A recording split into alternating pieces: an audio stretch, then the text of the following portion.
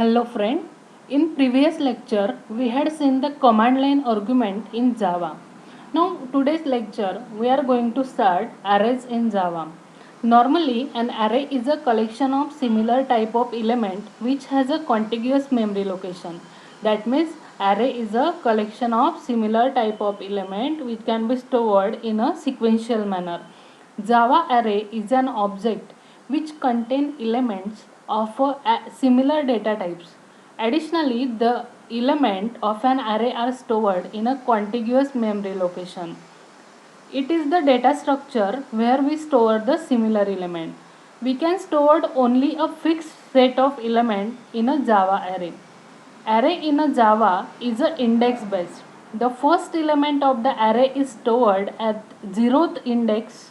Second element is stored on the first index and so on. You know that. Unlike the C or C++, we can get the length of the array using the length member. You remember that we can get the length of the array using the length member. In C or C++, we need to use the size of operator when we initialize the array dynamically. In Java, array is an object of a dynamically generated class. Java array inherit the object class and implement the serializable as well as clonable interfaces. We can store primitive values or an object in an array in Java. Like C or C++, we can also create single dimensional or multi-dimensional array in Java. Moreover, the Java provides the feature of anonymous array which is not available in C or C++. This, this feature we had seen practically in this video. So show this diagram. This is the array representation. Here the array is declared of the length 10. So the first index is initialized to 0 and it will be total 9 indices. So now this is the representation of the array we had seen. Now next, what are the advantages and disadvantages of the array? The advantages of the array is code optimization. It make the code optimized. We can retrieve or sort the data efficiently when we store the element into the array. And second advantages is the random access. We can get any data located at an index position. So it is important. Next is the disadvantages. The size limit is the disadvantages of an array. We can store only a fixed size of an element in an array. It does not grow its size at runtime. So to solve this problem, collection framework is used in a Java which grow automatically. Now we see the types of an array in a Java. There are two types of array in Java, single dimensional array and multi-dimensional array. So here is the syntax and declaration of the array, single dimensional array in Java. So how to declare the array? Data type. Here is the opening closing square bracket pair and array name. Or we also declare like that, data type space opening closing square bracket pair and array. Or we also declare like that we declare in C or C++ also, data type, array name and opening closing bracket. So now how to instantiation of an array in Java. So when we instantiate the array, we write array reference variable, that means array variable equal to new and data type, and here is the size of an array. For example, let us see a simple example Java array where we going to declare, instantiate, initialize and traverse an array. So here I take a class test array.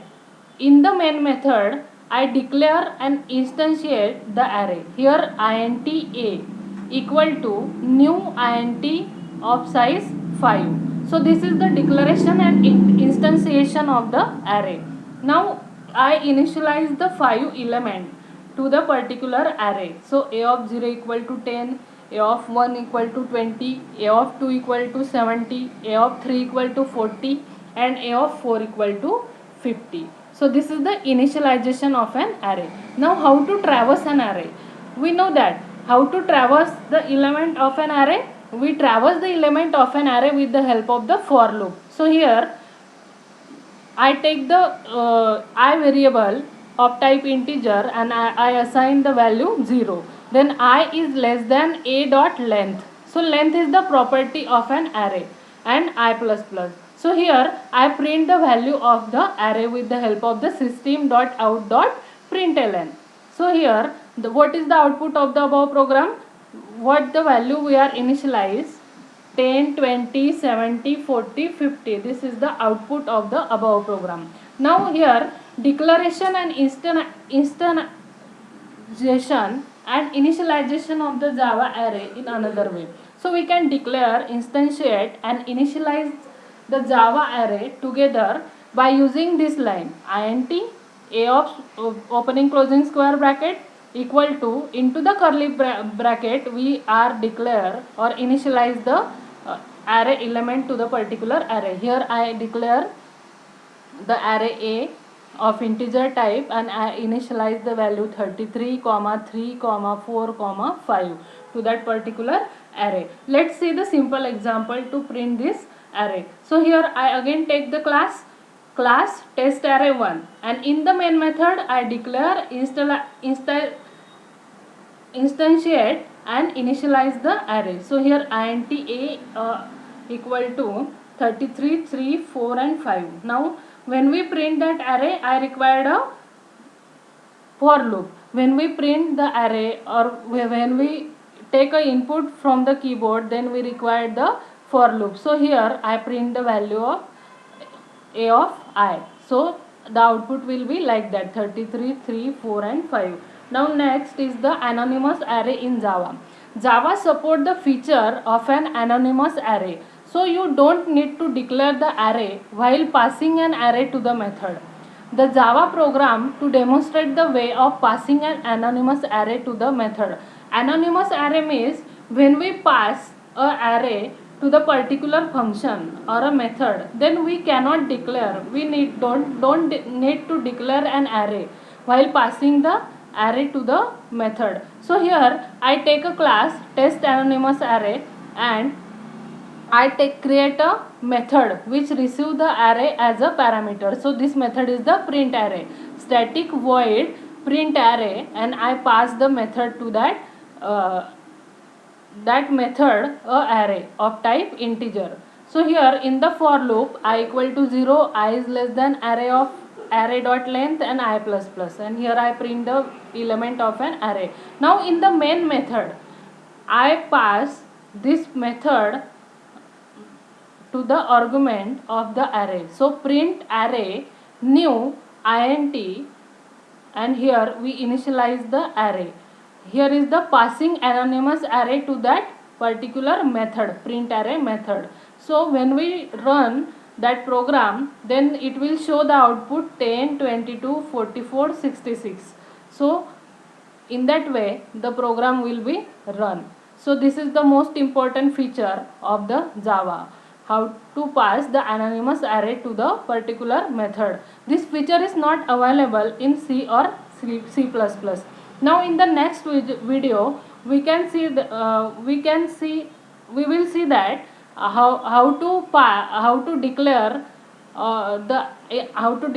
initialize the array with the help of the standard method, with the help of the scanner method and with the help of the string method in the next video.